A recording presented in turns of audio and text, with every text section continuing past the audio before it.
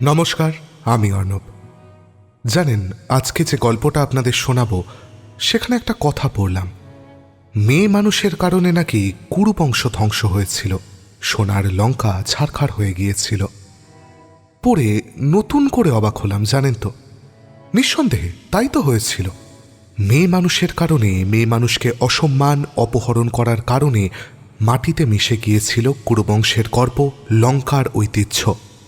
আমাদের মহাকাব্য বারবার মনে করিয়ে দিয়েছে, নারীর অনুমতি ব্যতীত তাকে স্পর্শ করলে গায়ে হাত কেন, সারা শরীরটা পুড়ে ছারখার হয়ে যাবে। কিন্তু তাহলে আজ তার অন্যথা হচ্ছে কেন বলুন তো? চারিদিকে মেয়েদের এত অসম্মান অপমানের পরেও কেন আকাশ থেকে বজ্রপাত নেমে আসছে না? ধ্বংস হয়ে যাচ্ছে না এই পাপ লাঞ্ছিত পৃথিবী? খালি খবরের কাগজে তেমন ঘটনার সংখ্যা বেড়েই চলেছে। আচ্ছা, এই অন্যায়ের পরিত্রাণের জন্য আবার কি আকাশমার্গ পেয়ে নেমে আসবেন কোনো যুগপথিক? নাকি কোনো একদিন ধৈর্যের বাঁধ ভেঙে মানুষই হয়ে উঠবে সেই যুগপথিক? যাই হোক, কিছু একটা হওয়া জরুরি।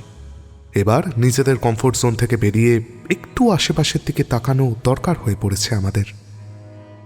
যাক, অনেক জ্ঞানগর্ভ বক্তৃতা হলো। আসুন এবার গল্প শোনাই আপনাদের।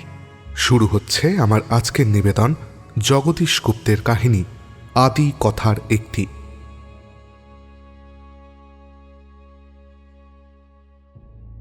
বেনি একদিন দ্বীপ্রহর রাত্রে শুনিল কে যেন তার ঘরের বেড়ার ওধার হইতে চুপি চুপি ডাকিতেছে, হরে হরে। 2-3 বার পুরুষের গলা, আর হরি হচ্ছে বেনির স্ত্রীর নাম। খানিক কান খাড়া করিয়া থাকিয়া বেনি খুব চুপি চুপি নিঃশব্দে বিছানা ছাড়িয়া উঠিল। পা টিপিয়া টিপিয়া আসিয়া হরাম করিয়া দরজার খিল খুলিতেই যে ব্যক্তি হরি হরি করিয়া ডাকিতেছিল হুড়মুড় করিয়া বন জঙ্গল ঝোপঝাড় ভাঙিয়া দৌড় দিল। বেনি তাড়িয়া গেল বটে, কিন্তু অন্ধকারে ভালো ঠাওর না হওয়ায় সুবিধে করিতে পারিল না। ফিরিয়া আসিয়া বেনি ঘরে দীপ জ্বালিল। বেড়ায় গোঁজা ছিল রামদাখানা, তাহা দিয়াই সে নিদ্রিতা হরিমতির মাথাটা খ্যাঁচ করিয়া এক কোপে কাটিয়া লইয়া, সেই মাথা আর টকটকে রক্তমাখা দা লইয়া সেই দুপুর রাত্রেই শটান থানায় আসিয়া হাজির হইল। পুলিশের প্রশ্নের উত্তরে বেনি কোনো কথা গোপন করিল না, কোনো কথার প্রতিবাদ করিল না। সোজা খুন কবুল করিয়া গেল। শেষ পর্যন্ত তার ফাঁসির হুকুম হইয়া গেল। এত বড় কাণ্ডটি ঘটিয়া গেল কিন্তু একেবারে তুচ্ছ কারণে। গোড়ার কথা এই যে, দাসেরা 5 ঘর গ্রামের এক প্রান্তে বসবাস করিত, কিন্তু নিরিবিলি নীরবে থাকার মানুষ তারা ছিল না। গাছের তলাকার আমটা, জামটা, সুপুরিটা, করমচাটা লইয়া তারা ছেলে বুড়োয় মেয়ে মধ্যে এমন বকাবকি কামড়াকামড়ি শুরু করিয়া দিত যেন ওই দ্রব্যটি একমাত্র সম্বল ছিল। অমুকের ছেলেটা তাহা কুড়াইয়া লইয়া বাড়ি যাওয়ায় একজন একেবারে নিঃস্ব হইয়া গেছে। ক্ষেতের পাকা ধান রাতারাতি গরু দিয়া খাওয়াইয়া দিলে যদি অত হল্লা ওঠে তা তবু মানায়, কিন্তু এ একেবারে প্রাণপণ রেশারেশি। পারে তো এ উহাকে কাটিয়া বাঁটিয়া খায়, এমনই রোগ। এমনই হয় 12 মাস 30 দিন, কেবল গলার আর গালির পাল্লা। বেনি দাসী ছিল পাড়ার বিভীষিকা। সকলের বড় ঠ্যাঁটা, বদরাগী আর জোয়ান ছিল সেই। ঝগড়ায় বেনিকে আটিয়া উঠিতে না পারিয়া তাহারই জ্ঞাতি কুটুম্ব প্রতিবেশীরা তাহাকে অতিশয় জব্দ করিবার মানসে যে কৌশল অবলম্বন করিল, গ্রামস্থ মা রাজরাজেশ্বরীর কৃপায় তাহা অচিরাৎ সার্থকই হইল।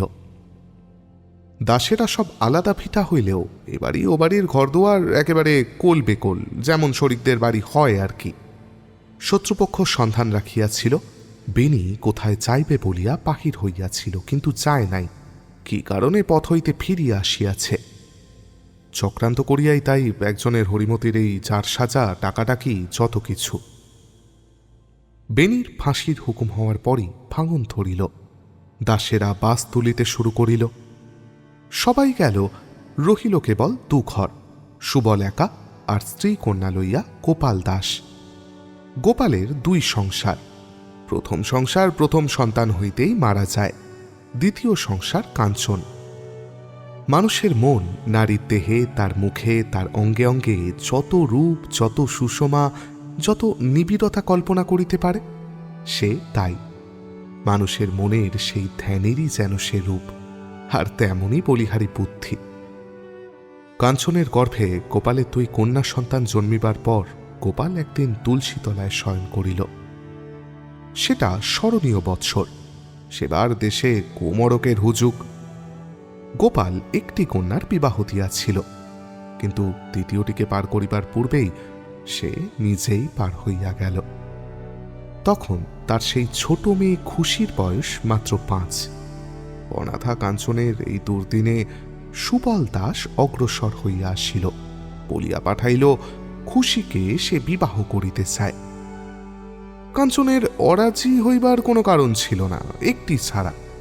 সুবল সব দিক দিয়াই মনের মতো পাত্র, দেখিতে খাসা সুপুরুষ, ক্ষেত খামার আছে, অবস্থাও ভালোই। তবে তার বয়স বেশি, 23-24, আর খুশির বয়স মাত্র 5। কিন্তু কাঞ্চন ভাবিয়া চিন্তিয়া শেষে মনকে বুঝাইল ইহাই বলিয়া যে অমন তো ঢেরই হয়। অমুকের ছেলের, অমুকের ভাইয়ের, অমুকের ভাইপোর বিবাহ হইয়াছে, সে তো ঠিক এইরকমই হইয়াছে। ছেলে তাগড়া জোয়ান, মেয়ে একরত্তি। কাঞ্চন রাজি হইতেই সুবল খড় বাঁশ কিনিয়া খড়ামি লাগাইয়া, চাল ছাওয়াইয়া, খুঁটি বদলাইয়া, ঘর দুয়ার ফিটফাট পরিপাটি করিয়া দিল এবং 7 পাকে খুঁড়িয়া গেল। কিন্তু বিবাহের পর খুশির কাণ্ড দেখিয়া লোকে হাসিয়া বাঁচে না। সে সুবলকে সুবল বলিয়া ডাকে, তুই তোকারি করে, তার কাঁধে চড়িয়া পাড়ায় পাড়ায় বেড়ায়। হাটের দিনে বলে, সুবল হাটে যাবি নে? সুবল বলে, যাব তো। 1 পয়সার বাতাসা আনিস আলাদা করে, আমি খাবো। সুবল বলে, আনবো। তুই আনবি নে। ওমা দেখো না, সুবল বাতাসা আনবে না। আনবো না কখন বললাম? তবে হাসছিস সে? এমনই রং তামাশা একটা না একটা রোজই হয়।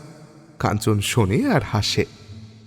সুবলের সঙ্গে কাঞ্চনের আগে হইতেই পাড়ার লোক বলিয়া পরিচয় ছিল, তাই এখনো তেমন সংকোচ নাই।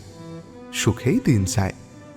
সুবল ক্ষেতের ফসল, গাছের ফল এই বাড়িতেই আনিয়া তোলে। খুশিকে আশ্রয় করিয়াই ক্ষুদ্র পরিবারের কৌতুকের কণা ঠিকরায়। হাসি উচ্ছ্বসিত হইয়া উঠে, চোখের জলে চিহ্নও ছিল না। কিন্তু একদিন হঠাৎ দেখা দিল। জালার মুখে রাখিবার উদ্দেশ্যে চালের থামাটা 2 হাতে আঁকড়াইয়া ধরিয়া মাটি হইতে তুলিয়া খাড়া হইবার সময় সুবলের কোমরের একটা হাড়ে খট করিয়া শব্দ হইয়া যন্ত্রণায় সে একেবারে টিকটিকির কাটা লেজের মতো ছটফট করিতে লাগিল। কাঞ্চন হায় হায় করিয়া কাঁদিয়া উঠিল। সুবলের মাথায় জল বাতাস দিবে কি তার কোমরে তেল তারপিন দিবে, হঠাৎ তাহারই দিশা পাইল না। খুশি কাঁদিতে লাগিল, ওমা সুবল মরে গেল যে। যাই হোক, শেষ পর্যন্ত তেলেরই ব্যবস্থা হইল। সুবলের ব্যথা বড় গুরুতর। দিনে বিবিধ কাজকর্মের ব্যস্ততায় যন্ত্রণা তেমন বুঝায় না, কিন্তু সন্ধ্যার পর ভাত পা ধুইয়া সুস্থির হইতে গেলেই না যায় দাঁড়ানো, না যায় বসা, শুইয়া শুইয়া তামাক টানা ছাড়া বেচারির আর গত্যন্তর থাকে না।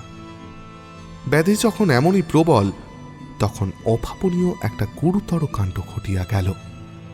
হঠাৎ সুবল উঠিয়া বসিয়া যে হাত দিয়া কাঞ্চন অন্যমনস্কের মতো তার কোমরে তেল মালিশ করিতেছিল, সেই হাতখানাই খপ করিয়া ধরিয়া ফেলিল। কিন্তু এটা দৈবাত নয়, আমরা সুবলের মনের কথা জানি। কাঞ্চনের মেয়ে খুশির রূপ শিখাপ্রসূত শিখার মতো ছন্দে ছন্দে, রেখায় রেখায় তার মায়ের অনুসরণ করিলেও বিবাহের অন্তে বহু বহু বিলম্বে তার গৃহিণী হইয়া উঠিবার কথা। সহধর্মিণী আজকাল কেউ চায় না, সুবলেরা তো আরোই চায় না। ধান ফানিয়া চাল করিতে পারিলেই এবং স্বামী মাঠ হইতে ফিরিলে সেই চাল সিদ্ধ করিয়া তাহার সম্মুখে দিতে পারিলেই অভিযোগের বিশেষ কিছু থাকে না। কিন্তু সেই যোগ্যতা ফুটিতেও খুশির দেরি আছে। তবু সুবল খুশিকে বিবাহ করিয়াছে শুধু ইহাই ভাবিয়াছে বয়সে সে রূপবতী হইবে। লোকে ইহাই ভাবিয়াছিল, কিন্তু সুবলের উদ্দেশ্য ছিল আগাগোড়া অন্যরকম। তার লক্ষ্য ছিল ওই কাঞ্চন। খুশিকে বিবাহ করা ছাড়া কাঞ্চনের হামেশা নাগাল পাইবার উপায় তার ছিল না। আবার ইহাও সত্য যে কোমরের ব্যথাটাও তার মিথ্যা। কাঞ্চনকে একান্ত সন্নিকটে আনতে হইলে ওই কোমরে ব্যথার একটা হেতু সৃষ্টি করাই দরকার। কিন্তু এতদূর মানসিক ষড়যন্ত্রের ফল যখন একটা অতিশয় বর্বর মূর্তি ধারণ করিয়া সহসা দেখা দিল, তখন সে শুধু একজনকে ভয় দেখাইয়া নিরস্ত হইল না, আর একজনকেও আঘাত করিল। কাঞ্চনের প্রচণ্ড ধাক্কায় সুবল আবার মাদুরের ওপর চিত হইয়া পড়িল এবং কাঁপিতে কাঁপিতে বাহির হইয়া আসিয়া অন্ধকার শূন্যের দিকে চাহিয়া কাঞ্চনের নিষ্পলক দুই চক্ষু দিয়া বিদ্যুৎ ছুটিতে লাগিল, কিন্তু চোখে জল তার তখনই আসিল না। জানি না তার পূর্বের কথা, কিন্তু এখন যেন তার জীবনের সকল ব্যর্থতা লোকান্তর হইতে ধীরে ধীরে ফিরিয়া আসিতে লাগিল, অসংলগ্ন, অস্পষ্ট, অসম্পূর্ণ আকারে। যে অমৃতকুণ্ড একদিন কানায় কানায় পরিপূর্ণ হইয়া উঠিতে চাহিয়াছিল, তাহার শূন্যতা যে এত গভীর, এত শুষ্ক আর এত তৃষিত, তাহা তাহার যৌবনের সুপ্রচুর দীপ্তর আগেও লক্ষিত হয় নাই। সেই অপার শূন্যতার আর্তশ্বাস কোথা হইতে আজ এমন ক্ষিপ্রবেগে ছুটিয়া আসিয়া আঘাতে আঘাতে তার ভিত্তি পর্যন্ত টলাইয়া দিতে চাহিতেছে। ভয়ে কাঞ্চনের বুক শুকাইয়া উঠিল, চোখে তার জল আসিল এবং ক্রোধেও সর্বশরীর জ্বলিতে লাগিল।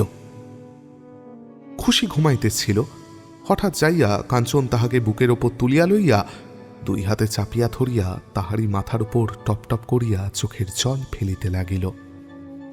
সে রাত্রে উনানে হাঁড়ি চাপিল না। ঘণ্টাখানেক বেলা হইয়াছে। খুশি কাঁদিতে কাঁদিতে আসিয়া কাঞ্চনকে জড়াইয়া ধরিয়া বলিল, মা, সুবল আমায় লাথি মেরেছে। শুনিয়া তুরন্ত ক্রোধে কাঞ্চনের পা হইতে মাথা পর্যন্ত থরথর করিয়া উঠিল। শিশু স্ত্রীর প্রতি সুবলের অত্যাচার এই প্রথম। তাহাদের সমাজে স্ত্রী অঙ্গ অস্পৃশ্য এমন নহে, প্রহার গা সওয়া জিনিস। কিন্তু কিরূপ মনোভাব লইয়া সুবলের এই অত্যাচার আজ শুরু হইল, তাহাই কাঞ্চনের অন্তরের প্রত্যেকটি বিন্দু অনুভব করিয়া যেমন তাহার জ্ঞান রহিল না, তেমনি সুবলের খুশিকে বিবাহ করার নিহিত গভীর উদ্দেশ্যটা সহসা আধার কাটিয়া আজ তাহার চোখের সম্মুখে স্বচ্ছ সুস্পষ্ট হইয়া গেল। কাঞ্চন শিহরিয়া উঠিল। মেয়েটিকে কোলে করিয়া যখন কাঞ্চন সুবলের সন্ধানে ছুটিল, তখন মেয়ে চিৎকার থামাইয়া সভয় নেত্রে মায়ের মুখের পানে চাহিয়া কেবলই ফুঁপাইতেছে। অমন প্রলয়ঙ্কর অন্ধকারের বিভীষিকা সে মায়ের মুখে আগে কখনো দেখে নাই। কিন্তু সুবলকে পাওয়া গেল না। সে লাথি ছাড়িয়াই বাহির হইয়া গেছে। কাঞ্চন ফিরিয়া আসিল, মেয়েকে বলিল, চুপ কর, আগে আসুক, তারপর দেখবক্ষণ। কিন্তু মেয়ের তাহাতে দুঃখ ঘুচিল না। সুবল যখন ফিরিল, কাঞ্চন কুলার ওপর ডাল মেলিয়া তার মাটি বাছিতেছে। সুবলের বুক দুরু দুরু করিতেছিল, যদিও সে শব্দটা শোনা গেল না, পায়ের শব্দই অগ্রসর হইতে লাগিল। কাঞ্চন সেদিকে চোখ ফিরাইতে পারিল না, কিন্তু তাহার মন যেন সহস্র চক্ষু মেলিয়া ফিরিয়া দাঁড়াইয়া দেখিতে লাগিল সুবলের ঘর্মাক্ত ক্লান্তি, তৃষ্ণার শুষ্কতা। কাঞ্চন ডালের মাটি বাছিতে বাছিতে সহজ কণ্ঠেই বলিল, তোমার জল আর গুড় ঢাকা দেওয়া রয়েছে জল চৌকির নিচে, এখনই খেও না, যেন ঘামটা আগে মরুক, তারপর খেও। সুবল এতক্ষণ ধরিয়া বুকের ভিতর একটা একটা দুর্বহ শঙ্কার পিণ্ডভার বহন করিয়া ফিরিতেছিল। তার মনে অস্বস্তির অন্ত ছিল না। বিষাক্ত বাক্যের সঙ্গে গরুর পাচন হইতে ঢেঁকির মুগুর পর্যন্ত ইহার মধ্যে যে কোন প্রহরণটা যথেষ্ট কার্যক্ষম মনে হইবে, তাহারই কিছু উদ্দেশ্য না থাকায় তাহার মানসিক যন্ত্রণা পারিয়াছে বই তিলার্থ কমে নাই। গায়ের ঘাম মরিবে পরে, আপাতত কাঞ্চনের সহজ কথায় ভয় আর দুর্ভাবনার সজীব পিণ্ডটা তো মরিয়া বাঁচিল। সুবল গামছা ঘুরাইয়া হাওয়া খাইতে খাইতে ঘরে ঢুকিতেছিল। এমন সময় খুশি কোথা হইতে চেঁচাইয়া আসিয়া পড়িল, মা, ওই যে সুবল এসেছে। শুনিয়া সুবল মুখ ফিরাইয়া একটু মুচকি হাসিয়া ঘরে ঢুকিয়া গেল। কিন্তু কাঞ্চনের আনত দৃষ্টি কঠিন হইয়া অনেকগুলি কটু উক্তি তার জিহ্বাগ্রে আসিয়া দাঁড়াইল। ঢকঢক করিয়া এক চুমুকে এক ঘটি জল খাইয়া ফেলিয়া সুবল আহ বলিয়া স্বস্তির একটু নিনাদ করিতেই কাঞ্চন বারান্দা হইতে বলিল, তুমি খুশিকে লাথি মেরেছ কেন? কৈফিয়ত সুবলের প্রস্তুতি ছিল, বলিল, প্যান প্যানানি আমার ভালো লাগে না দিনরাত। খুশি খুব ছোট এবং সম্পর্কে স্ত্রী হইলেও মনে মনে সুবল ভয় করিতেছিল শুধু ভালো লাগা না লাগার জবাবদিহি ঠিক কাজে লাগিবে কিনা বলা যায় না, কিন্তু কাজে যেন লাগিয়াছে। কাঞ্চনের পক্ষ হইতে তাহার কৈফিয়তের কোনো বাদ প্রতিবাদ আসিল না। মনে মনে খুব একটা আমোদ অনুভব করিয়া সুবল টিপিয়া টিপিয়া হাসিতে হাসিতে আস্তে আস্তে উঠিয়া দরজার ফাঁক দিয়া কাঞ্চনের দিকে মুখ বাড়াইতেই থমকিয়া গেল। দেখিল কাঞ্চনের কথা না বলার কারণ আছে। নিঃশব্দ কান্নার বেগে তাহার দেহ যেন দুলিয়া দুলিয়া উঠিতেছে। মুখে একরাশ কালি মাখিয়া সুবল চোরের মতোই সরিয়া গেল। সুবলের অভদ্র অন্তরের কাছে গত সন্ধ্যের যে অপরাধটা এতক্ষণ তাদৃশ্য গুরুতর মনে হয় নাই। কাঞ্চনকে কাঁদিতে দেখিয়া তাহা সহসা এমনই লজ্জার কথা হইয়া উঠিল যে ঘরের বাহিরে আসিয়া কাঞ্চনের সম্মুখীন হওয়াই আর যেন সম্ভব নয়। খুশি আসিয়া বলিল, সুবল নাইতে যা, মা বললে। সুবল চিত হইয়া শুইয়াছিল। খুশির মারফতি আদেশে সে নড়িল না। খানিক পরে খুশি আবার আসিল, একটা তেলের বাটি লইয়া আসিল। বলিল, সুবল নাইতে যা শিগগির, মা বললে এতই যদি ভয় তবে অমন আর করিস নে। সুবলের প্রাণ ছ্যাঁত করিয়া উঠিল। তৎক্ষণাৎ সে বড় বড় চোখ করিয়া খুশির দিকে চাহিয়া কাছাড়া দিয়া তাড়াতাড়ি উঠিয়া বসিল। একেবারেই অসম্ভব হইলেও তার ইচ্ছা করিতে লাগিল একবার চাইয়া সকর্ণে শুনিয়া আসে কি সুরে কাঞ্চন কথাটা বলিয়াছে, আর সচক্ষে দেখিয়া আসে তার তখনকার মুখের ভাবটি। কথায় কি ক্ষমার সুর বাজিতেছে? খুশি দিল নিষ্প্রাণ খবর শুধু, কিন্তু সে মুখ তখন কঠিন না কোমল না কি সেটা বোঝা গেল না। দেরি দেখিয়া কাঞ্চন এবার নিজেই আসিল। দরজার বাহিরে দাঁড়াইয়া বলিল, খাবো কি খাবো না বলে দিলেই আমি নিশ্চিত হই। তোমাকে খাওয়ানো ছাড়াও আমার আরো অনেক কাজ আছে, যাই। বলিয়া সুবল এক খাবলা তেল মাথায় আর গামছা একখানা কাঁধে লইয়া যেন হাওয়ার ওপর নাচিতে নাচিতে বাহির হইয়া গেল। কিন্তু অস্বচ্ছ আত্মগ্লানির সহিত কাঞ্চনের মনে হইতে লাগিল যতদূর কঠোর থাকা তার উচিত তত কঠোর সে হইতে পারে নাই। আপন পেটের মেয়ের প্রতি তাহার যে কর্তব্য, সে কর্তব্য যেন সে পালন করিতেছে না। কত বড় অসহায় অবোধ শিশুটি, খেলা ছাড়া আর কোনো আকাঙ্ক্ষার বীজ আজও তাহাতে অঙ্কুরিত হইয়া উঠে নাই। ভবিষ্যতের সেই পবিত্র আকাঙ্ক্ষাকে যে ব্যক্তি কলুষিত অন্তরের ছোঁয়াচ দিয়া ব্যর্থ করিয়া দিতে সর্বদাই প্রস্তুত, তাহাকে উচিত শাস্তি দিবার ভার তো তাহারই হাতে। অতিশয় ঘৃণার পাত্র সে এমন দূরের জিনিসকে আজই লাঞ্ছিত করিতে এমন করিয়া অবাধে হাত তোলে।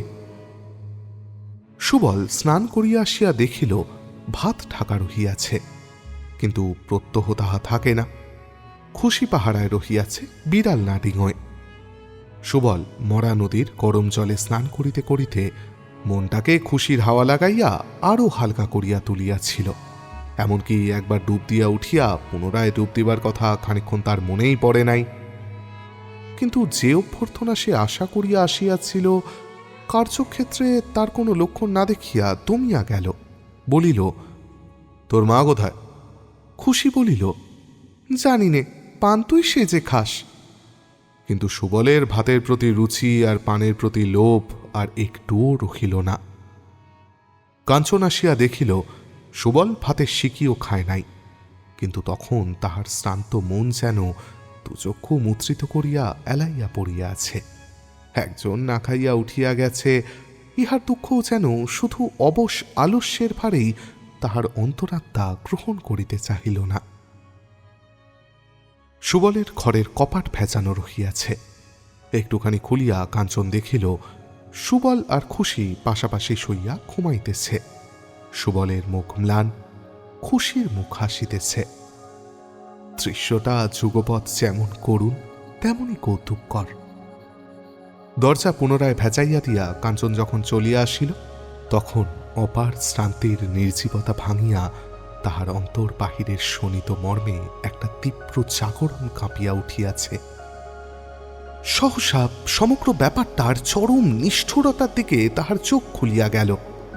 একই শয্যায় স্বামী স্ত্রী নিদ্রিত, পুরুষত্বের পূর্ণ বিকাশে সর্বদেহের অসাধারণ তেজ প্রাচুর্যে একজন যেন পৃথিবীর সমস্ত মর্মহীন রসহীনতার বিরুদ্ধে বিদ্রোহ ঘোষণা করিয়া এখন শুধু সর্বব্যাপী ক্লান্তিতে ভারাক্রান্ত হইয়া নিদ্রিত হইয়া পড়িয়াছে। তাহার পাশে পড়িয়া আছে একটি অতিশয় শিশু। কাঞ্চনের পাদুখানা সম্মুখের দিকে কিছুতেই চলিতে চাহিল না। ফিরিয়া দাঁড়াইয়া সে সুবলের শয়নকক্ষে দ্বার ঠেলিয়া মেয়েটিকে সন্তর্পণে তুলিয়া লইল। কিন্তু মেয়েটিকে কোলে করিয়া বাহির হইয়া আসিতেই তাহার মনের অবস্থা যে কিরূপ দাঁড়াইল তাহা তাহার নিজেরই জানা রহিল না। ঝড়ে যেমন পাতা ছোটে, তেমনি করিয়া যেন পশ্চাতে ভূতের তাড়ায় সে দ্বিপ্রহর রৌদ্রেই নিরুদ্দেশের দিকে ছুটিয়া চলিল। কোথায় যাইয়া থামিবে তাহা তাহার ভাবনার বাহিরেই পড়িয়া রহিল। সুবল ঘুম ভাঙিয়া উঠিয়া দেখিল বাড়ি জনশূন্য, এবং এই সুযোগে বাড়িতে গরু ঠুকিয়া রোদে দেওয়া ধানের 15 আনাই নিঃশেষ করিয়া দিয়াছে। সুবল বার কত খাঁকিল, খুশি? কিন্তু খুশি তখন মাতৃক্রোড়ে পুরাতন এক প্রতিবেশীর দাওয়ায়। কাঞ্চনকে তো ডাকা চলে না, তাহাকে নিঃশব্দে খুঁজিয়া লইতে হইবে। বিবাহের পূর্বে সে কাঞ্চনকে নাম ধরিয়াই ডাকিত, তখনও তার অন্তরে জাগ্রত কামনা ছিল, কিন্তু নামের সঙ্গে চড়াচড়ি হইয়া তাহা এমন তীব্র হইয়া ওঠে নাই। আজ তাহাকে নাম ধরিয়া ডাকিতে তাহার বাকশক্তিটাই যেন দপদপ করিতে থাকে। কিন্তু সে পত্ত বন্ধ। এখন সে ডাকে খুশিকে, কিন্তু যাহা বলিবার তাহা বলে কাঞ্চনের উদ্দেশ্যে। কাজ একরকম চলিয়া যায়। খুশিকে ডাকিয়া সাড়া না পাইয়া সুবল এদিক ওদিক এঘর সে ঘর খুঁজিয়া দেখিল, খুশি আর তার মা কোথাও নাই। ধান্য রৌদ্রে দিয়া তাহা অরক্ষিত অবস্থায় ফেলিয়া বাড়ি ছাড়িয়া যাওয়া কাহারও উচিত কিনা সে বিষয়ে তাহার মন্তব্য সে ভালো করিয়াই বলিবে, কিন্তু তিলার্থ রাগ প্রকাশ করিবে না। মনে মনে এই সংকল্প প্রকাশ করিয়া সুবল যখন হাতমুখ ধুইয়া একটা পান সাজিয়া গালে দিয়া কলিকার মাথায় আগুন দিয়াছে, এমন সময় বাহিরে খুশির কণ্ঠস্বর শোনা গেল, দেখ তো মা, আমার ঠোঁট রাঙা হয়েছে কিনা পান খেয়ে। কাঞ্চন আসিতেছে, এবং তাহার শব্দেই সুবলের সংকল্প উল্টাইয়া ধানের রাগটাই নিদারুণ হইয়া উঠিল। বড় কষ্টের ধান তার। কিন্তু আসিল খুশি একা। সুবল বলিল, তোর মা কই? মা ওদিকে দাঁড়িয়ে আছে। মা বললে তুই নিজের বাড়িতে যা, তা নইলে আসবে না। বটে বলিয়া গর্জন করিয়া উঠিয়া সুবল চেঁচাইয়া চেঁচাইয়া বলিতে লাগিল, নেমো খারাপ মেয়ে মানুষ না হলে এমন কাজ কেউ করে? আচ্ছা, আমি চললাম, এখনই চললাম। রইল তোমার বাড়িঘর আর রইলে তুমি। কি করে তোদের দিন চলে তাই আমি দেখব। মুয়ের ফসল খেতে শাক দিয়ে কে ওই নাদা পেট ভরাবে তাই আমি দেখব বসে বসে। আমার সঙ্গে বেইমানি। বলিতে বলিতে রাগ নিবিয়া কোথা হইতে হু হু করিয়া জল আসিয়া তাহার 2 চক্ষু পূর্ণ হইয়া গেল। খুশি বলিল, তুই এখন যা, মা। দ্রুত পায়ের শব্দে খুশি ফিরিয়া চাহিতে না চাহিতেই কাঞ্চন ঠাস করিয়া তাহার পিঠে একটা চর বসাইয়া দিয়া তাহাকে শূন্যে তুলিয়া লইয়া তেমনি দ্রুত বেগে চলিয়া গেল। সুবলের মুখের ব্যথাটা কাঞ্চন সচক্ষে দেখে নাই, কিন্তু তার কণ্ঠস্বর শুনিয়াছে। কেমন করিয়া সে কণ্ঠস্বর অশ্রুভারে অচল হইয়া অকস্মাৎ থামিয়া গেছে তাহা শুনিয়াছে। কাঞ্চনের বুকের ভেতরটা হঠাৎ কেমন যেন করিয়া উঠিল, যেন কে পাক দিয়া মুচড়াইয়া তুলিল। কিন্তু খুশিকে যখন কথাগুলি সে বলিতে শিখায় তখন তো সে ঘুণাক্ষরে অনুভব করিতে পারে নাই যে তাহার কথা অপরের মুখ দিয়া বাহির হইবার সময় এমন দুঃসহ কঠিন হইয়া তাহারই কর্ণে প্রবেশ করিবে। তখন সে হাজারো রাগের মধ্যে মনে মনে একটু হাসিয়াছিল। তা কি সে পারে? আর যাই পারুক, চোখের আড়ালে সে যাইতে পারিবে না। কিন্তু পারে কি না পারে সে পরীক্ষা পূর্ণ হইবার পূর্বেই কাঞ্চনকে উল্টা গাহিতে হইল। খুশি আসিয়া বলিল, মা যেতে বারণ করলে। সুবল কথা কহিল না, হাত তুলিয়া চোখ মুছিল না, চোখ তুলিয়াও চাহিল না। অপমান আর নিমক-হারামি তার বড় বাজিয়াছে, কিন্তু বেশিক্ষণ চুপ করিয়া থাকাও চলিল না।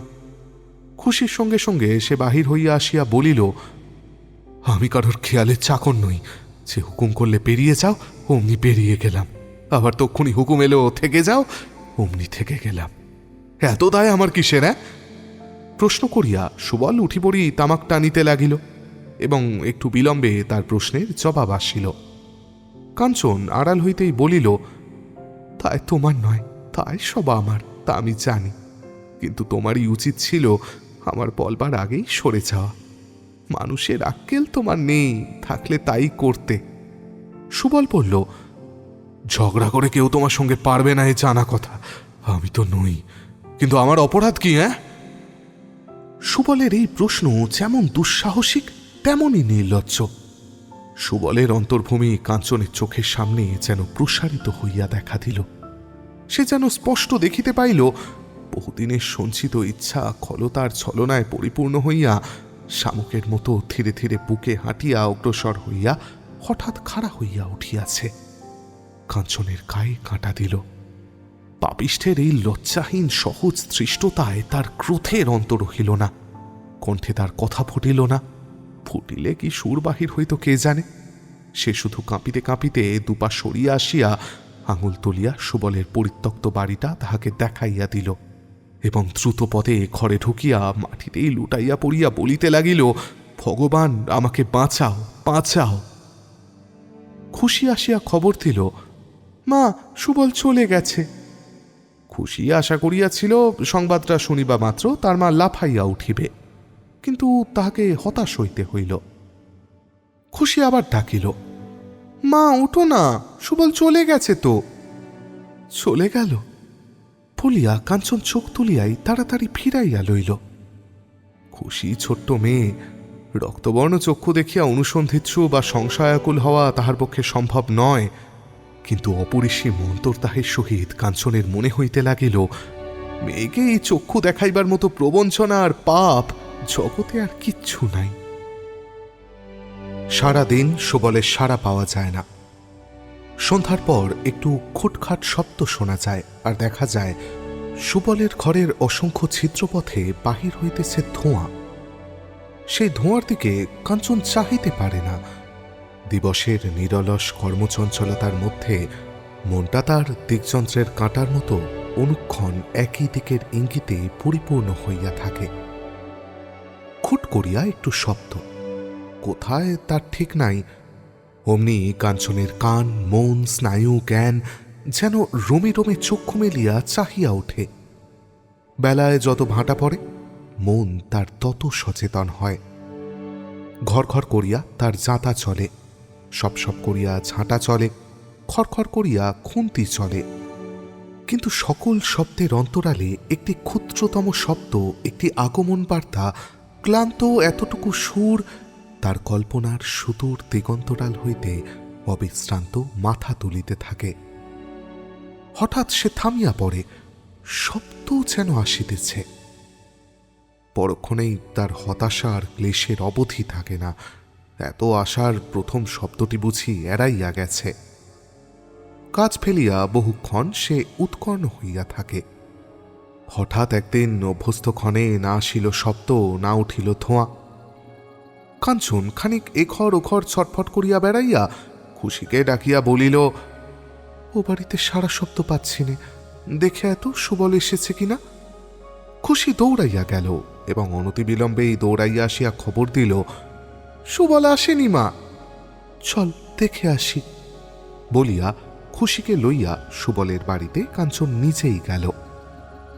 রান্নাঘরের শিকল খুলিয়াই যে দৃশ্য তার চোখের সম্মুখে সহসা উদ্ঘাটিত হইয়া পড়িল, তাহাতে তার চোখের জল যেন কিছুতেই বশ মানিতে চাহিল না। কলার পাতার উপর রাশিকৃত উপকরণহীন অভুক্ত অন্ন শুকাইয়া চাল হইয়া উঠিয়াছে, ইন্দুরে তা ঘরময় ছড়াইয়াছে। এ কালকার সন্ধ্যার আহারের আয়োজন। তারপর আজ সমস্ত দিনটা গেছে। অন্নস্তূপের দিকে চাহিয়া কাঞ্চনের চোখ ঝকঝক করিতে লাগিল। একদৃষ্টে কিছুক্ষণ চাহিয়া থাকিয়া কাঞ্চন বলিল, একটু গোবর কুড়িয়ে আনতো খুশি, এটোটা মুক্ত করে ফেলি। কিন্তু সুবলের পরিবার তাতে আপত্তি দিল। সে বলিল, ও মা, এই যে সুবলের ঘর। তা হোক, তুই আন বলিয়া কাঞ্চন এঁটো সাপটাইতে শুরু করিয়া দিল, কিন্তু কাজ সমাপ্ত হইল না। গোবরের সন্ধানে খুশি উঠানে নামিয়াছিল। সেখান হইতেই সে চিৎকার করিয়া বলিয়া উঠিল, ও মা, সুবল এসেছে বলিয়া সে খিলখিল করিয়া হাসিতে লাগিল। খুশির কাছে ব্যাপারটা একেবারেই স্পষ্ট নয়, কিন্তু একটা লুকোচুরি ব্যাপার এখন চলিতেছে এবং সুবল ঠিক এই সময়টিতেই আসিয়া পড়ায় তাহার মায়ের একটু বিপদ হইয়াছে, তাহা খুশির স্বল্প বুদ্ধির কাছেও ধরা পড়িয়াছে। সুবল সোজা ঘরের ভিতর উঠিয়া গেল। কাঞ্চন তখন উঠিয়া দাঁড়াইয়াছে। দুইজনে সামনাসামনি দাঁড়াইয়া চারিচক্ষু মিলিত হইল। সুবলের মুখখানা কৌতুক হাসিতে ভরিয়া উঠিতে উঠিতে অকস্মাৎ গম্ভীর হইয়া উঠিল এবং কাঞ্চনের দেহ মনের সমগ্র চেতনা একটিমাত্র বিন্দুকে কেন্দ্র করিয়া আবর্তিত হইতে লাগিল, যেন তীব্র স্রোতের মধ্যে জলের পাক। দূর দূরান্ত হইতে তূর্ণিবার বেগে আকর্ষিত হইয়া ক্ষুদ্র বৃহৎ অসংখ্য পদার্থ যেমন ঘূর্ণিত জলের গহ্বরে ছুটিয়া আসিয়া চোখের পলকে অদৃশ্য হইয়া যায়, তেমনি একটা মহাশক্তির দুর্জয় ক্রিয়া ঘটিতে লাগিল কাঞ্চনের সমগ্র চৈতন্য ব্যাপিয়া। এক নিমেষে ইহজগৎ, ভূত, ভবিষ্যৎ, বর্তমান একেবারে মুছিয়া চাইয়া একটি প্রজ্জ্বল বিন্দু শুধু তার চোখের সম্মুখে মুদ্রিত হইয়া রহিল। খুশি উঠান হইতে চেঁচাইয়া বলিল, মা, কে এসেছে দেখ। সুবল মরিয়া গেল। তৎক্ষণাৎ আত্মসম্বরণ করিয়া কাঞ্চন বাহিরে আসিল, কিন্তু যে প্রাণান্তকর আবর্ত তাহাকে এইমাত্র উৎকীর্ণ করিয়া ছাড়িয়া দিয়াছে, তাহার চিহ্ন তো সহজে মুছিবার নয়। আগন্তুক রমণী তীক্ষ্ণ দৃষ্টিতে কাঞ্চনের মুখের দিকে চাহিয়া রহিল, কিন্তু প্রশ্ন করিল খুশিকে, ঘরের ভিতরে আর কে রে? দুগ্গা দুগ্গা, আর একদিন আসবো কাঞ্চন, আজ বড় অসময়ে এসে পড়েছি, তুই বুঝি এখন গা ধুতে যাবি? বলিয়া মুখ টিপিয়া হাসিয়া হাসিটাকে দেখাইয়া দেখাইয়া সে আঁচল চাপা দিল। কাঞ্চন ভাবিল, এই আমার প্রাপ্য, প্রায়শ্চিত্তের শুরু এই। বলিল, না পিসি, চলো আমার ঘরে চলো, সুবলের এঁটোটা মুক্ত করতে এসেছিলাম। পিসি বলিল, তা বই কি, তাছাড়া আর এ সময় কি কাজে আসবি?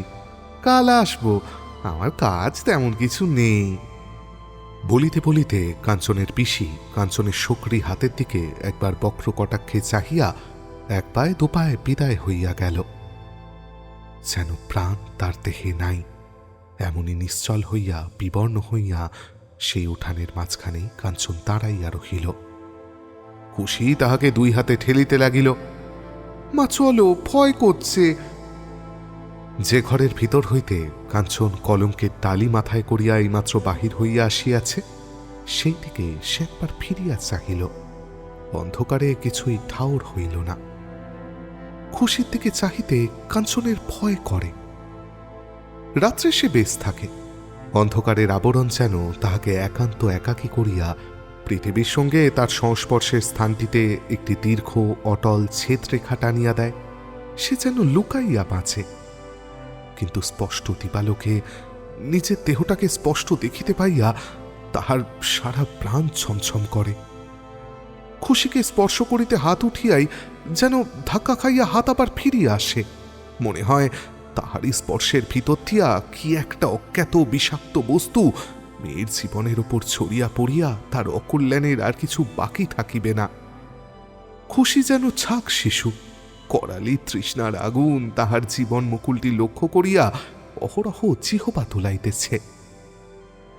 কাঞ্চন হঠাৎ শিহরিয়া চোখ বোঝে। চোখ বুঝিয়া নিচের দিকে যায়, দেখে দিকচক্রহীন অসীম প্রান্তর। তার কোথাও শব্দ নাই, কুয়াশা নাই, শৈত নাই, গতি নাই। প্রখর সূর্যকিরণ তাহার মধ্যস্থলে একটি মরীচিকার স্বচ্ছ সরোবর সৃষ্টি করিয়াছে। সর্বদেহ কাঁপিয়া রোমাঞ্চ জাগে। চোখ খুলিয়া বলিয়া ওঠে, চল খুশি, পেরিয়ে আয়। বলিয়া খুশিকে পুরোভাগে লইয়া কাঞ্চনপল্লীর পথে পথভ্রান্তের মতো চলিতে থাকে। কাঞ্চনের মনের মোটামুটি একটা খবর এতদিনে সুবলে জানা হইয়া গেছে।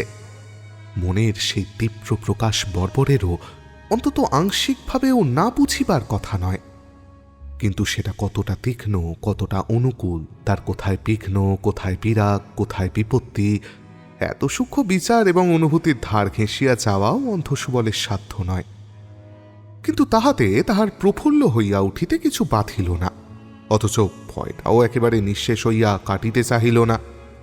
কখন অনুকূল আহ্বানটি একেবারে নির্ভয় নিঃসংশয় করিয়া দিয়া অভ্রান্ত হইয়া দেখা দিবে, তাহারই আশা মারাত্মক হইয়া উঠিয়া তাহাকে অস্বস্তির একশেষ করিয়া তুলিল।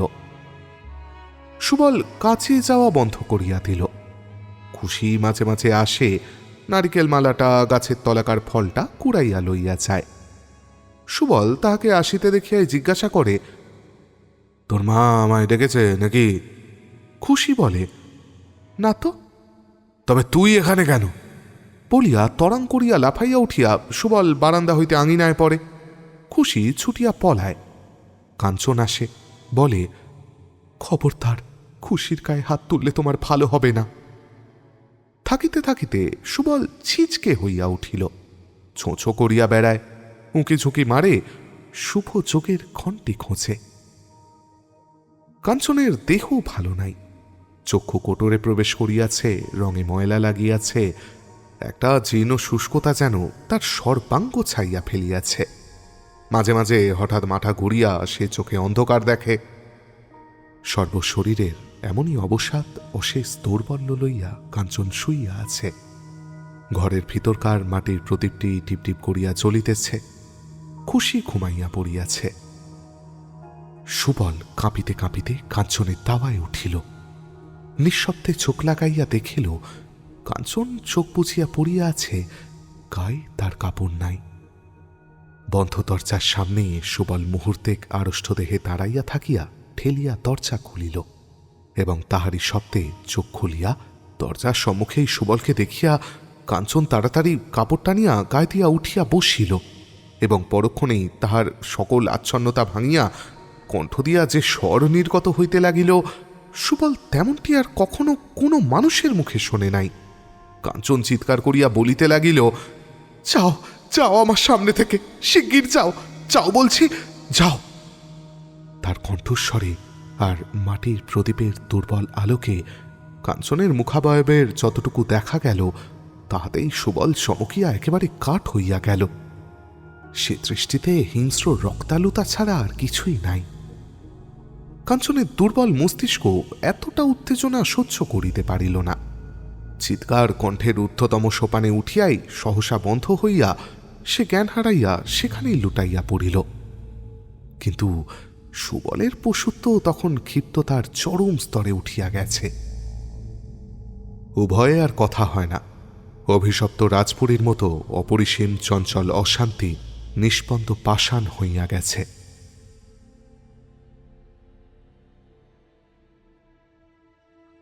বামনদাস অধিকারীর ডাকনাম জুজু।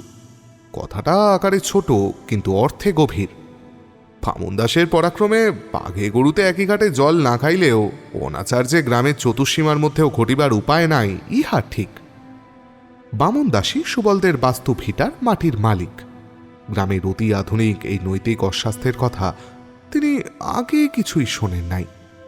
পিসি সেদিন সচক্ষে সেই কাণ্ডটা দেখিয়াও তাহা প্রকাশ করেন নাই। পিসি জানিত ভগবান আছেন, পাপের ফল তিনি পাপীর অঙ্গেই একদিন না একদিন ফুটাইয়া তুলিবেন। পিসির আশা ফলবতী হইয়াছে এবং পিসির চক্ষেই তাহা ধরা পড়িয়াছে। কানে কানে চলিতে চলিতে কথাটা একদিন বামনদাসেরও কানে ঢুকিয়া গেল এবং মাটির মালিক মাটি ছাড়িয়া লাফাইয়া উঠিয়া একেবারে প্রজ্বলিত হুতাসনের মতো ক্রুদ্ধ হইয়া উঠিলেন। মাথায় তার জটা থাকিলে তাহা খাড়া হইয়া আকাশ স্পর্শ করিত নিশ্চয়।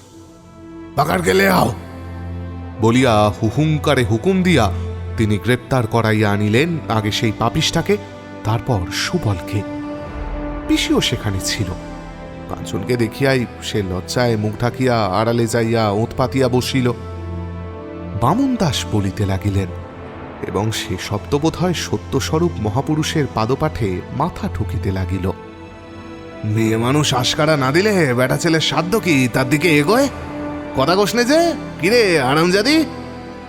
তারপর এমনি ব্রহ্মতেজ শব্দব্রহ্মের মূর্তি ধরিয়া তার মুখ দিয়া অনর্গল বাহির হইতে লাগিল যে বাড়ির লোকে শুনিয়া শিহরিয়া কানে আঙুল না দিক অবাক হইয়া গেল। তারপর কাঞ্চনের চুল ধরিয়া তাহাকে মাটিতে ফেলিয়া এমন খরম পেটা করিলেন যে ভূত মারের চোটেও পালায় না, সে তখন নই মার দেখিলেই পলাইত। বামন দাস শ্রান্ত হইয়া একটু বসিলেন। সুবলের ব্যবস্থা পরেই হইবে। কাঞ্চনের গা ফাটিয়া রক্ত গড়াইতে লাগিল। তার ধূলিলুণ্ঠিত রক্তাক্ত দেহ সম্মুখে করিয়া একদিকে বসিয়া রহিলেন কম্পিত কলেবর বামন দাস, অন্যদিকে বসিয়া রহিল নির্বাক সুবল। রক্তধারার দিকে বিহবলের মতো চাহিয়া থাকিতে থাকিতে সুবল সহসা হাহা করিয়া কাঁদিয়া উঠিয়া বামন দাসের পায়ের ওপর আর হইয়া পড়িল, যত দোষ আমার, আমায় মারুন। যত দোষ সুবলের ইহা বামন দাস বিশ্বাসই করিলেন না। লাথি মারিয়া সুবলকে সরাইয়া দিয়া বলিলেন, বড়ই মায়া দেখছে যে আমার নাম বামন দাস অধিকারী, আমি সব বুঝি, সব জানি। স্বর্ণলঙ্কা ছাড়খাড় হয়ে গেল উড়ি জন্য, কুরুকুল ধ্বংস হলো উড়ি জন্য। আমায় কিছু শেখাতে আসিস নে। মাগিতে জাদু না করলে পুরুষ কি অমনি ভেড়া হয়? হারামজাদা, তোরও কি বুদ্ধি শুদ্ধি নেই? বামন দাসের মারিবার ইচ্ছাটা কাঞ্চনের ওপরই ব্যয় হইয়া গিয়াছিল। স্বর্ণলঙ্কা ছাড়খাড় হইয়া যাইবার এবং কুরুকুল ধ্বংসপ্রাপ্ত হইবার কারণটা ব্যক্ত করিয়া এবং বুদ্ধিহীনতার জন্য সুবলকে ধিকৃত করিয়া তিনি হাঁকিলেন, কিরে, কে আছিস? ক্ষতের আসামি ভীম দাস সেখানে হাজির ছিল। তাকেই সম্মুখে পাইয়া বামন দাস হুকুম দিলেন, ডেকে আন ষষ্ঠী, ফটিক, মানিক, নিবারণ, এদের সবাইকে আন, আর পথে যাকে পাবি তাকেই ধরে আনবি। সুদের দায় বড় দায়। বামন দাসের মুখের কথা ভালো করিয়া না ফুরাইতেই ভীমদাস তীর বেগে ছুটিয়া বাহির হইয়া গেল। ষষ্ঠী, ফটিক, মানিক, নিবারণকে এবং পথে যাহাকে পাইয়াছে তাহাকেই ধরিয়া আনিয়া ভীমদাস বামন দাসের বাড়ি দেখিতে দেখিতে লোকে পূর্ণ করিয়া দিল। বামন দাস বলিলেন, আয় সঙ্গে বলিয়া তিনি নিজেই কুঠার হস্তে অগ্রসর হইয়া গেলেন এবং তার নেতৃত্বে ষষ্ঠী, ফটিক, মানিক, নিবারণ সবাই মিলিয়া কাঞ্চন আর সুবলের বাঁশের ঘর আর রান্নার চালা 2 মিনিটে ভূমিসাৎ করিয়া দিল। গ্রামের আবাল বৃদ্ধ বনিতা দাঁড়াইয়া দাঁড়াইয়া বাপের এই শাস্তিভোগ প্রত্যক্ষ করিল। ফিরিয়া আসিয়া ষষ্ঠী, ফটিক, মানিক, নিবারণ প্রমুখ জনতাকে সম্বোধন করিয়া বামন দাস বলিলেন, তোরা সবাই একটা করে লাথি মেরে যাই শালির পিঠে বলিয়া কাঞ্চনকে দেখাইয়া দিলেন। কিন্তু তাহার এই আদেশ কেহ পালন করিল না। বোধহয় তার পিঠের ওপরকার রক্তমাখা কাপড়ের দিকে চাহিয়াই সেদিকে কাহারও পা উঠিল না। কেবল পিসি দূর হইতে বলিল, ও মা, আবার কি হবে?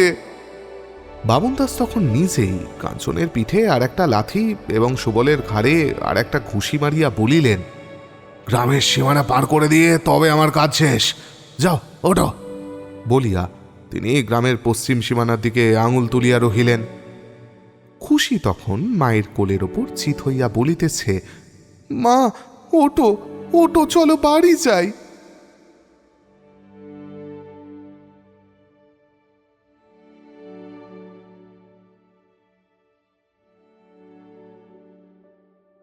ব্যাস, আমাদের আজকের গল্পের ইতি এখানেই। সত্যি বলতে এই গল্পটা আপনাদের পড়ে শোনাতে গিয়ে আমার কষ্টের চেয়ে বেশি না অবাক লেগেছে। এই আজকের যুগে দাঁড়িয়ে আমরা দেখছি জামাইরা জামাই ইগো কাটিয়ে আস্তে আস্তে ঘরের ছেলে হয়ে উঠছেন, শাশুড়িদের জমিয়ে রান্না করে খাওয়াচ্ছেন, শ্বশুরবাড়ির টুকটাক কাজকর্ম ধিপ্পি দেখভাল করে নিচ্ছেন। শাশুড়িরা ঘরের মেয়েটির মতো তার প্রিয় মানুষটিকেও নিজের হাতে ভাত মেখে খাইয়ে দিচ্ছেন। অথচ যদি আজ থেকে ধরুন 100 বছর পেছনে চলে যাই, কোনো পুরুষ মানুষের শাশুড়ি বলতে 20-22 বছরের একটা ছোট্ট মেয়েকেও দিব্যি কল্পনা করে নেওয়া যেত। তার জামাইয়ের বয়স তার সমান, কখনো বা তার থেকেও বেশি। জামাইকে সে ছেলের মতো ভাবতে চায়, কিন্তু তার চেয়ে অত বড় ছেলের মা হওয়ার বয়সই হয়নি। তার উপর তার তুলোর পুতুলের মতো একটুখানি মেয়ে যে তার কোল থেকেই নামে না, তাকে নিজের হাতে তুলে দিতে হতো একজন ছেলে নয়, লোকের হাতে, যাকে দেখে হয়তো তার নিজেরই ভয় করছে। কি একটা অস্বস্তিকর যন্ত্রণাদায়ক পরিস্থিতি, ভাবতে পারছেন? যাক, আজকের মতো আমাকে বিদায় দিন এখানেই। ফিরে আসবো খুব শিগগিরই নতুন কোনো পুরনো গল্প নিয়ে। ততদিন সকলে খুব ভালো থাকবেন, ভালো রাখবেন। শুভরাত্রি।